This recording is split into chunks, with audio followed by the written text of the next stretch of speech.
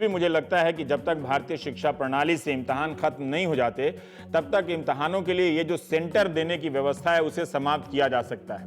जिस स्कूल में आप 5 साल 10 साल पढ़ते हैं, वहाँ इम्तहान क्यों नहीं दे सकते? बच्चों को दूसरे स्कूलों के सेंटर पर ऐसे ले जाया जाता है जैसे अपराधी एक जेल से निकालकर दूसरी जेल में शिफ्ट किए जा रहे हैं। दूसरे स्कूल की अनजान इमारत और घबराहट पैदा करती होगी। जो स्कूल साल भर अपने बच्चों का इम्तहान लेते रहते हैं, वो अपने ही बच्चों के बोर्ड के इम्तहान नहीं ले सकते। ऐसा लगता है कि कोई हमें सुरंग में छोड़ गया है, अविश्वास की सुरंग में, और वहां से हम कभी निकलना ही नहीं चाहते। आपको ऐसा ना लगे कि इम्तहान कोई हल्का टॉपिक है तो सिर्फ 3-4 राज्यों के आंकड़े बता रहे हैं, जिससे आपको पता चल सकता है कि किस तादाद में बच्चों को इम्तहान में झोंका जा रहा है।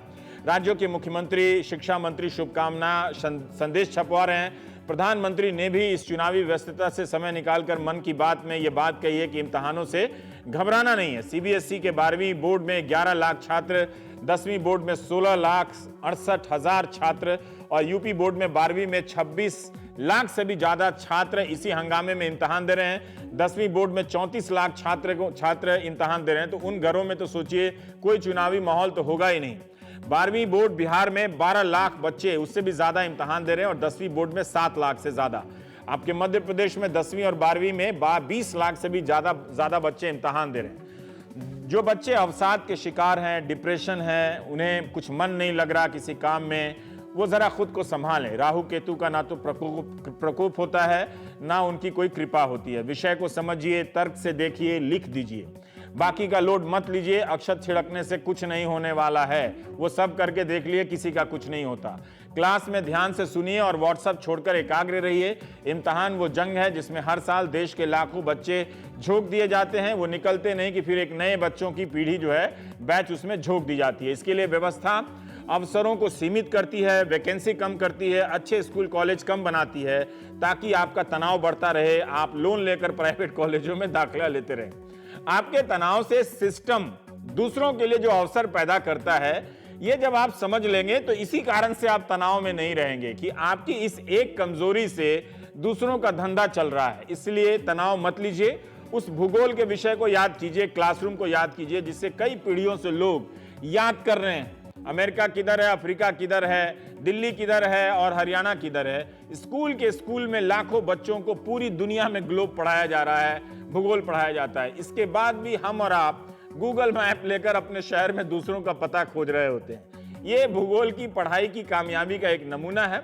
उम्मीद है आप मेरा इशारा समझ गए होंगे। हम प्राइम टाइम में बात करेंगे, ये जो कमाल के लोग गा रहे हैं, बेटा स्वेटर ना पहनो, उसी बैंड से जुड़े लोग हैं। स्वरात्मा, मैंने स्वरात्मा स्वर की आत्मा, वासु दीक्षित हैं और जिष्णु दास गुप्ता साहब हैं, ये हैं, और सुभाष गुप्ता हैं, ये आप मुंबई से हैं, रेल यात्री परिषद से हैं।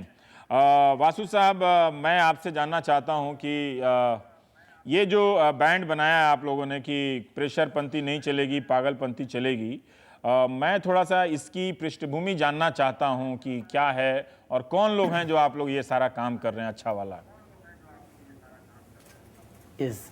नमस्ते, हम बेंगलुरु से हैं। हमारे बैंड का नाम स्वरात्मा है। हमने एक गाना बनाया है, बेटा स्वेटर पहनो, जो हर माँ बाप बोलते हैं बच्चों को, उनके प्रोटेक्शन के लिए बोलते हैं। वो तो बंगाल में बोलते हैं। कभी कभी प्रेशर हो जाता है।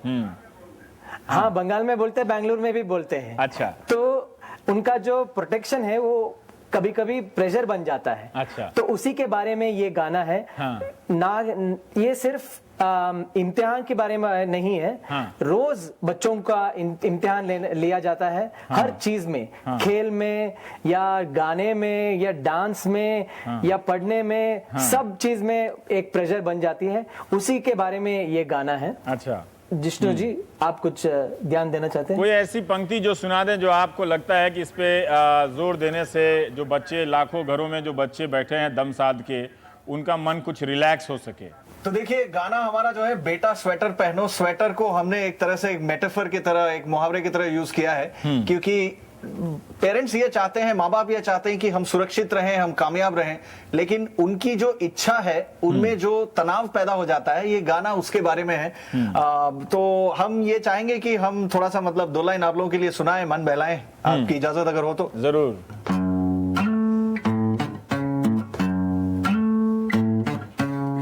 बेटा स्वेटर पहनो, नहीं तो लगेगी सर्दी। ये सीखो वो भी सीखो, डालो स्कूल की वर्दी। तूने ये कैसे सोचा, अपने मन की गाएगा, हम जो बोले वो तू कर ले, वरना कुछ ना हो पाएगा, ना ना हो पाएगा, ना ना हो पाएगा, ना ना हो पाएगा। तेरे अंकल के बच्चे, बच्चों के नंबर ऊंचे, ऊंची है उनकी इज्जत, इज्जत को तू क्या समझे। तेरा अच्छा हम जाने, जाने क्या तेरा होगा, होगी बस खाली थाली, थाली में चेहरा होगा, मन को अपनी समझा ले। वाह, आप लोगों के आने से टेलीविज़न कितना खूबसूरत और उपयोगी हो जाता है। सुभाष गुप्ता जी, आप मुंबई से हैं, आपने सुना बेंगलुरु से दो नौजवान, और आपके बारे में मैंने पढ़ा कि आपने कुछ ऐसा अभियान चलाया है कि जो बच्चे इम्तहान देने जा रहे हैं उनको उनके साथ लोकल ट्रेन में लोग किस तरह से बर्ताव करें, किस तरह से जगह दें। तो क्या ये आपने पहली बार किया है, क्या है, और इसका असर आपने किस तरह से देखा है इस अभियान का? क्यों आपको लगा कि तमाम शहर को ऐसे बच्चों की मदद करनी चाहिए जो इम्तहान देने के लिए जा रहे हैं? देखिए, एक बात तो नक्की है कि मुंबई का जो पब्लिक ट्रांसपोर्ट है, मुंबई का क्या पूरे महाराष्ट्र का जो पब्लिक ट्रांसपोर्ट जो है वो अपर्याप्त है। ऐसे में मुंबई की जो लाइफलाइन है वो 75 लाख पैसेंजर को ढोती है। और जो विद्यार्थी है वो पहली बार, कई विद्यार्थी ऐसे जो पहली बार लोकल ट्रेन में एग्जाम देने के लिए चढ़ते हैं। कई विद्यार्थी ऐसे हैं जिनका स्टेशन जो है वो उसका जो एग्ज़ाम का जो सेंटर है वो कई स्टेशन आगे आया हुआ है। ऐसे में इन विद्यार्थियों को हमने एक सोशल मीडिया के मार्फत जो है इस तरीके का कैंपेनिंग चालू की है कि इन विद्यार्थियों को हम क्यों ना मदद करके एक खुशी हासिल करें। आप मदद करके देखिए कैसी खुशी मिलती है। एक बच्चा जो लाइन में खड़ा हुआ है, उसका एग्ज़ाम का समय बीतता जा रहा है, ऐसे में उसको यदि हम आगे लेके आके टिकट दिलवाते हैं तो उसकी खुशी देखिए, उस खुशी में अपनी खुशी देखिए। या एक विद्यार्थी जो है प्लेटफॉर्म पे खड़ा है, एक बात समझ लीजिए कि मुंबई की लोकल में चढ़ना युद्ध के बराबर है। ऐसे में उस विद्यार्थी को अपने कंपार्टमेंट में किस तरह से सेफ्टी के साथ में चढ़ने की व्यवस्था कराना, यदि उसको चढ़ाने के बाद उसकी जो खुशी है, उसका जो आत्मविश्वास जो बढ़ता है, उससे आपको खुशी कितनी महसूस होती है, आप करके देखिए। इस तरह का हमने पूरे मुंबई में, पूरे महाराष्ट्र में एक अभियान चढ़ा है। इस अभियान के मार्फत जो विद्यार्थियों को मदद करिए। ये विद्यार्थी जो है देश का भविष्य है, एक इसलिए जो है, और यही नहीं तो जो BST की बस है, वो बस में भी जो है इस तरह के विद्यार्थी जब लाइन में खड़े होते हैं, हमने BST के जो ड्राइवर्स है उनको भी आह्वान किया है कि आप जो है इस तरह के विद्यार्थी देखने के बाद आप इनको रुकाइए, आपकी लोकल को रुकाइए, आपकी बस को रुकाइए। इस तरह का भी हमने उनको आह्वान किया है। यहाँ तक हमने आह्वान किया है कि कोई जो हमारे कुर्ला है, CST है, दादर है, इस तरह के जो बड़े बड़े स्टेशन है जहाँ पर हमने स्वयं जो है TC के रूम में गए हैं, उनको आह्वान किया है कि निश्चित तौर पे आपको आदेश तो नहीं मिलेगा कि भाई इस तरह के बच्चों को हम रिलीफ देवें, लेकिन कोई बच्चा अचानक यदि टिकट लेने से रह जाता है या उसको घाई गर्दी में नहीं ले पाता है तो उनको रिलीफ दीजिए, उनकी मदद करिए। आप मदद करके तो देखिए इन बच्चों की, आपको कितनी खुशी होती है उन बच्चों की खुशी के साथ में। आपने जो जवाब दिया है उससे काफ़ी मुझे प्रसन्नता हुई है।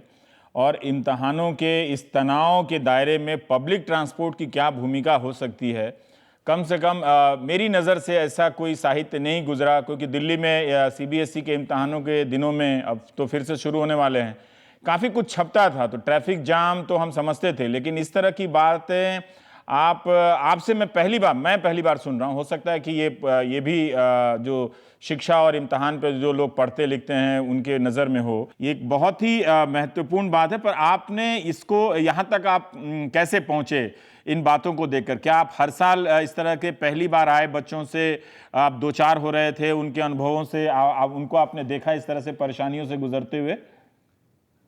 देखिए, मैं स्वयं जो है रेलवे एक्टिविस्ट हूँ और करीब 28 साल से रेलवे पैसेंजर के हित में हम काम कर रहे हैं। लेकिन अक्सर मैं स्वयं जो है रेलवे का प्रवास करता हूँ और उस वक्त मैं कई बच्चों को इस तरह की परेशानियों में हमने देखा है।